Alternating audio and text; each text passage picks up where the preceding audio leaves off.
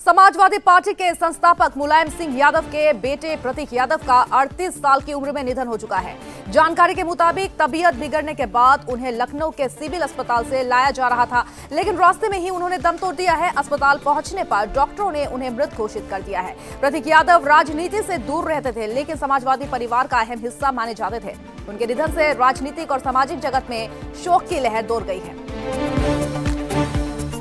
प्रधानमंत्री नरेंद्र मोदी ने छोटा किया अपने काफिले का साइज। ईंधन बचत की अपील के बाद ही खुद पेश की है बड़ी मिसाल। प्रधानमंत्री नरेंद्र मोदी ने ईंधन बचाव और संसाधनों के संतुलित इस्तेमाल की अपील के बाद अपने घरेलू दौरों में काफिले का साइज कम कर दिया है। हालिया बडोदरा और गुवाहाटी दौरे में सुरक्षा से समझौता किए बिना ही वाहनों की संख्या घटाई गई है, जिसे लोगों के सामने एक सकारात्मक उदाहरण के तौर पर देखा जा रहा है। अब पश्चिम बंगाल में सड़क पर नहीं पढ़ी जाएंगी नमाज। मुख्यमंत्री सुवेंद्र अधिकारी का बड़ा फरमान, सड़कों पर नहीं होगी धार्मिक गतिविधि। लाउडस्पीकर की आवाज पर भी कंट्रोल किया गया है। वहीं मुख्यमंत्री बनते ही सुवेंद्र ने दिखाई है योगी जैसी शक्ति। मुख्यमंत्री सुवेंद्र अधिकारी ने सीएम बनते ही पश्चिम बंगाल में कई अहम निर्देश जारी कर दिए हैं, जिनमें धार्मिक स्थलों पर लाउडस्पीकर नियंत्रण, चुनाव के बाद हिंसा के 1300 से अधिक मामलों की जांच शामिल है। बलात्कार के प्रयास और छेड़छाड़ के मामलों को भी दोबारा खोला जाएगा। मुख्यमंत्री ने कहा कि सभी अवैध बूचड़खानों को बंद किया जा रहा है। फिल्मी हीरो जैसे फैसले ले रहे हैं मुख्यमंत्री विजय। 700 से ज्यादा शराब दुकानें बंद हो चुकी है। 200 यूनिट फ्री बिजली का किया है ऐलान। तमिलनाडु के मुख्यमंत्री बने थलापति विजय ने शपथ लेने के 48 घंटे के अंदर कई बड़े फैसले लिए हैं। उन्होंने 717 शराब की दुकानें बंद करने, 200 यूनिट फ्री बिजली देने, एंटी ड्रग टास्क फोर्स बनाने और महिलाओं की सुरक्षा के लिए स्पेशल यूनिट शुरू करने का ऐलान कर दिया है।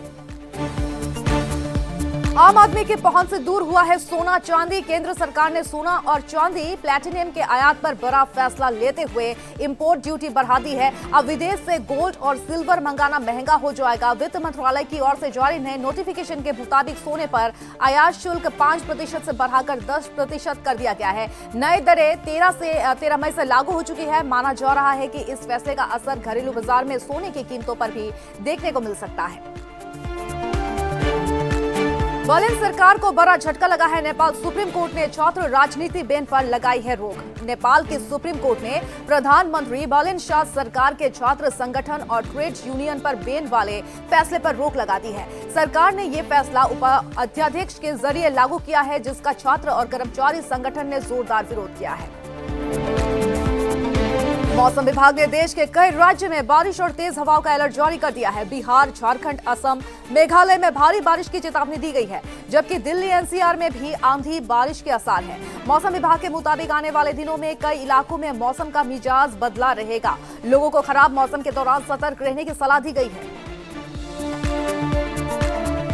तेरे हिस्से के मच्छर मुझे काटते हैं। एएमयू हॉस्टल में मच्छरदानी पर बवाल हो गया है। अलीगढ़ मुस्लिम यूनिवर्सिटी में मच्छरदानी को लेकर दो छात्र के बीच विवाद देखने को मिल रहा है। मारपीट तक पहुंच चुका है ये विवाद। एक छात्र का आरोप था कि रूममेट की मच्छरदानी की वजह से सारे मच्छर उसकी तरफ आ रहे हैं और वही कूलर की हवा भी रुक रही है। बात इतनी बढ़ गई कि दोनों छात्र ने प्रोक्टर ऑफिस में जो शिकायत दर्ज कराई है और वही विश्वविद्यालय के प्रशासन अब पूरे मामले की जांच कर रहा है। तमिलनाडु के मुख्यमंत्री सी जोसेफ विजय ने पद संभालते ही बड़ा कदम उठाया है। उन्होंने विदेश मंत्री जयशंकर को पत्र लिखकर श्रीलंका में बंद भारतीय मछुआरों की रिहाई की मांग की है। विजय ने 12 मई को गिरफ्तार किए गए 6 मछुआरों का मुद्दा उठाते हुए उनकी जल्द रिहाई की अपील की है। साथ ही श्रीलंका के कब्जे में गई नौकाओं को भी वापस दिलाने के लिए भी कूटनीतिक हस्तक्षेप की मांग की गई है। बताया जा रहा है कि फिलहाल 54 भारतीय मछुआरे श्रीलंका की जेलों में कैद हैं। एयर इंडिया ने बढ़ती जेट फ्यूल कीमतों और पाकिस्तान एयर स्पेस बंद होने के कारण अपने इंटरनेशनल नेटवर्क में बड़ी कटौती कर दी है। एयरलाइन ने शिकागो, न्यूयॉर्क और सिंगापुर साथ ही संघाई जैसे कई रूट्स की उड़ानें बंद कर दी है, जबकि सैन फ्रांसिस्को और पेरिस जैसे टोरंटो और फ्लाइट्स की भी कम कर दी है दाम। वही रिपोर्ट्स के मुताबिक एयर इंडिया रोजाना करीब 100 उड़ानें घटा रही है। लंबे रूट, बढ़ते फ्यूल खर्च और ऑपरेशनल दबाव के चलते ही एयरलाइंस को भारी नुकसान झेलना पड़ रहा है।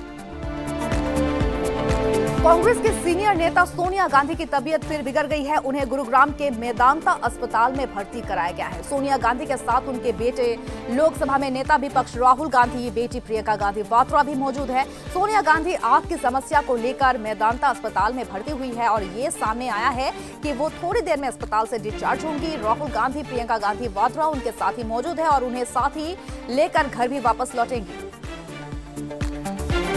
उत्तर प्रदेश के कई शहरों में मौसम को लेकर अलर्ट जारी किया गया है। पश्चिम उत्तर प्रदेश के सहारनपुर, मेरठ, मुजफ्फरनगर, अलीगढ़, आगरा, मथुरा, इटावा, फर्रुखाबाद और बिजनौर में बारिश आंधी को लेकर येलो अलर्ट जारी कर दिया गया है। इसके अलावा मैनपुरी, हरदोई, झांसी और ललितपुर में भी बारिश आंधी को लेकर येलो अलर्ट जारी किया गया है। इसके अलावा राजधानी लखनऊ, कानपुर, बाराबंकी, मथुरा, अलीगढ़, प्रतापगढ़, आजमगढ़ और देवरिया में भी अलर्ट जारी किया गया है। हिम्मत न हारे, मजबूत बने रहे। चुनाव में हार के बाद ममता बनर्जी ने टीएमसी कार्यकर्ता को दे दिया है बड़ा संदेश। ममता बनर्जी ने कविता की शुरुआत हिम्मत न हारे, मजबूत बने रहे पंक्ति से की है। उन्होंने लिखा है कि अगर आप हमेशा आत्मविश्वास से भरे रहते हैं तो कोई आपको छू नहीं सकता है। मुस्कान के साथ ही क्रूर लोगों का सामना करने का संदेश देते हुए पूर्व मुख्यमंत्री ममता बनर्जी ने कहा कि आपकी मुस्कान ही आपकी मानसिक ताकत है।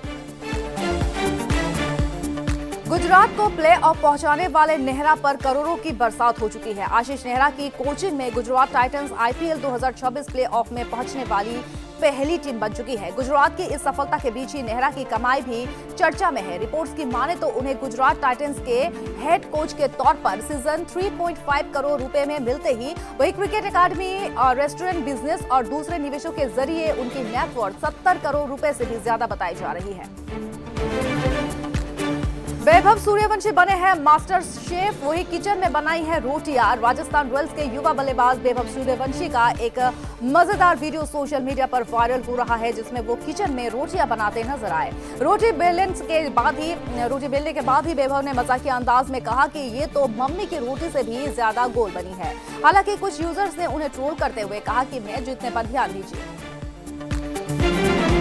एलएसजी के खिलाफ खेलेंगे एमएस धोनी। एमएस धोनी को लेकर बड़ा अपडेट सामने आया है। खबर यह है कि धोनी चेन्नई सुपर किंग्स के साथ लखनऊ जा सकते हैं। पिंडली की चोट के कारण ही आईपीएल 2026 में अब तक उन्होंने एक भी मुकाबला नहीं खेला है। सीएसके सीईओ काशी विश्वनाथन के मुताबिक लखनऊ टेबल के लिए बुक हुए 60 टिकटों में एक टिकट धोनी का भी है और अब फैंस को ये उम्मीद है कि वो 15 मई को लखनऊ सुपर जायंट्स के खिलाफ मैदान पर वापसी कर सकते हैं। हार्दिक पांड्या को लेकर बड़ी खबर सामने आई है। बैक स्पाइस से जूझ रहे हार्दिक मुंबई इंडियंस के साथ ही धर्मशाला नहीं पहुंचे हैं। ऐसे में 14 मई को पंजाब किंग्स के खिलाफ मुकाबले में उनके खेलने पर सस्पेंस गहरा हो गया है। हालांकि इंजरी के बाद ही पहली बार उनकी बल्लेबाजी प्रैक्टिस की तस्वीरें सामने आई है। आईपीएल 2026 से मुंबई इंडियंस पहले ही प्ले ऑफ की रेस से बाहर हो चुकी है। वही हार्दिक पांड्या की फिटनेस पर भी सस्पेंस बरकरार है। प्रीति जिंटा ने पंजाब किंग्स से जुड़ी वायरल रिपोर्ट्स को पूरी तरह से झूठ बताया है। रिपोर्ट्स में यह दावा किया गया था कि टीम में अनुशासनहीनता है और ओपनर प्रभसिमरन सिंह का वजन 10 किलो बढ़ गया है। लगातार 4 हार के बाद सामने आई इन खबरों पर प्रीति जिंटा भड़क गए हैं और कहा है कि टीम और ब्रांड को नुकसान पहुंचाने के लिए गलत सूचनाएं फैलाई जा रही है। पंजाब किंग्स फिलहाल आईपीएल 2026 पॉइंट्स टेबल में चौथे स्थान पर है। नो एंट्री के स्वीकल को लेकर बड़ा अपडेट सामने आया है। मेकर्स अब शाहिद कपूर को वरुण धवन के साथ ही फिल्म में लाने की तैयारी कर रहे हैं। रिपोर्ट्स की माने तो अनीश वज़मी ने शाहिद कपूर को फिल्म का बेसिक आइडिया सुना दिया है और जल्द पूरी स्क्रिप्ट भी सुनाई जाएगी। अगर सब कुछ ठीक रहा तो फिल्म 2026 के आखिर तक फ्लोर पर जा सकती है।